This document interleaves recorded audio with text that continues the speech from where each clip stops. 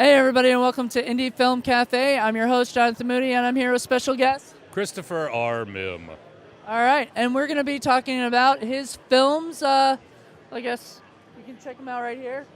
Get a shot right there of all the little posters and stuff. And we got the DVDs down here. All right. So, I guess you started back in what? Was it 2006? 2006 was the first movie I released, which was called The Monster of Phantom Lake. And what got you into filmmaking? Honestly, my whole life I've just been really big into movies, and I really wanted to make my own for as long as I can remember. And once the digital technology came along to make it so that movies could look like movies, because film was just too expensive, and old video looked like video, and I wanted to make a movie that looked like a movie. And as soon as digital technology came along that would allow you to shoot something that looked like a movie, I was there. All right. So I guess what's been like the hardest feature that you had to work on?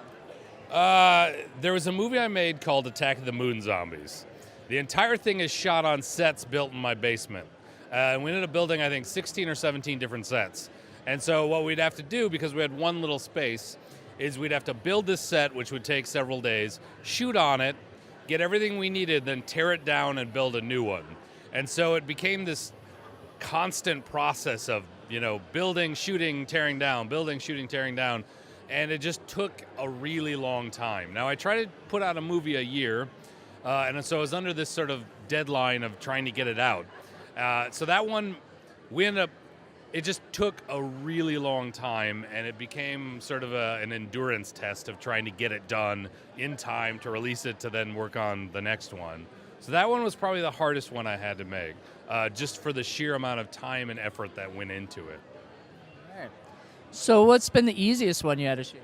I did a movie. Honestly, The Monster of Phantom Lake, my first movie, was the easiest thing we'd ever done. It's a simple story. We shot it outside in the woods, so we didn't really have to worry too much about sets and things like that. Whereas with the woods, it's a neutral background, so it's like you shoot one direction, turn 90 degrees to the right, and look, we got our next set, because it's more woods. So that one just kind of came together real fast, and everyone in it, I don't know, it was very effortless, which I'm glad it was, because I think that helped me to feel confident in being able to make more movies, because it was like, this isn't so hard. Of course, it gets harder and harder every time, but that one was probably the most effortless, and it went quickly, and it turned out really well. So, I was gonna say, you were like, "Oh, I'm really excited. Movie making is fun." Then you go to your next movie, you're like, "Wait, this isn't as fun as I remember." Right. It was like, "Oh, this is great. This is easy." Then you get into it, and then you run into some common problems. It's like this. I made a movie called Danny Johnson Saves the World that stars kids and puppets.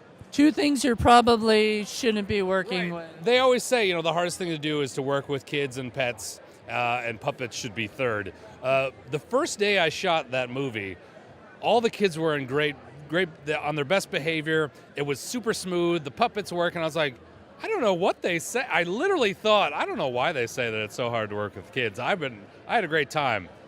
The next time we got together to shoot, it was a nightmare. The kids were screwing around. They weren't focused. They're playing in the woods. And I was like, okay, that's why they say that. Because working with kids is really hard. Because they got it, the first time they were all in their best behavior, they're like, dude, this is great. Until they realized how much work it was going to be and how much time it would take. And then they were just bored and wanted to run around and play with their friends. And so it became a slog. I mean, it was difficult, but we made it. We finished it. Well, great. I love Danny Johnson Saves the World. I love everything that you've done so far. If you were to tell somebody to start with something of your films, which one would you suggest? I always tell people, if you want to know where to start with my films, get The Giant Spider. That's the one movie that people seem to like the most, and it's the easiest to describe. It's a giant spider movie. You don't have to explain it, right? Other than that, The Monster of Phantom Lake, my first movie, is still very popular with a lot of people and very accessible, so that's another one. But definitely The Giant Spider is where you start, and then you branch out from there. All right, so how can people reach you? You can find me online at saintuphoria.com. That's my production company.